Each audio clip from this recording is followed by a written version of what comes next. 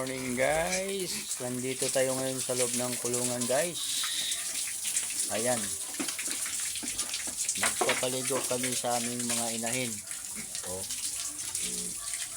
ayan sila guys.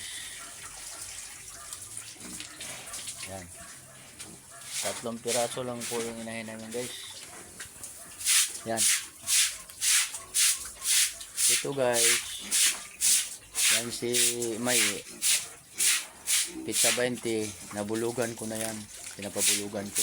Yan, naghintay na lang kami ng tamang araw na hindi na siya clear na buntis yan.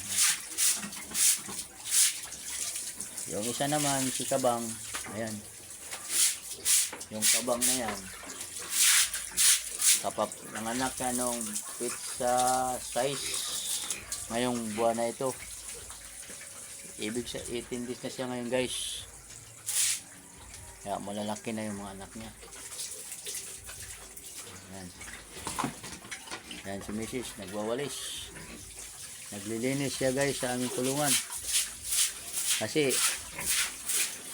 medyo kasi parang yung mga balahibo nila dahil sa pampakain kasi namin sa kanila kaning baboy.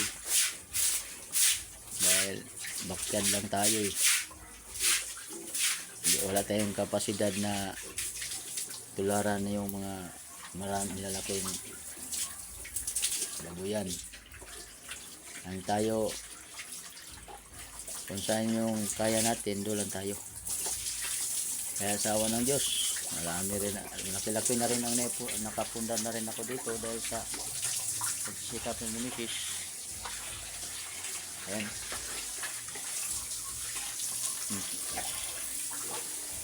Yan, may anak na 10 yan. Pero kinukumpleto ko pa rin ng vitamins yan. Ang pagkain nila, kanyang baboy, may halong pH din. Tapos yung isa naman guys, ito. Yan. Naglandi na to nung pizza 9 ng January. Pinalipas ko muna guys dahil si Mrs. wala dito, nasa probinsya.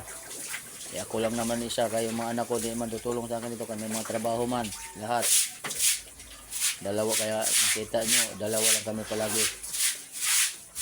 Kaya, hindi, pinalipas ko muna. Ito malapit nang maglandi ito ngayon. Ayan, nakasang ko na kasi sa Mayo, mga pizza 20 ng Mayo guys, nandito na rin yung kasama ko. Ayan sila mga guys. Ayan ang mga kaganaban namin dito sa aming kulungan. Maliit lang kulungan namin guys. Puro maraming kahoy pang gatong. Yung pigs ko, nandoon yung mga pigs ko doon. Kada yung mga nakatarta, yung mga nakalagay dyan sa drum. Yan lang. Yung nakasako-sako dyan. Ayan. Yung nakadrum yan. Kaya ito tayo ngayon.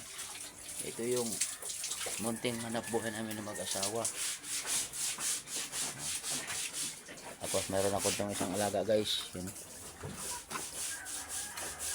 Yan. Pang yan. Pangkatay ko yan sa Mayo. Puhon. Kasi kung may biyaya, kailangan makapagbigay ka rin sa iba. Makatikin din. Yan na guys.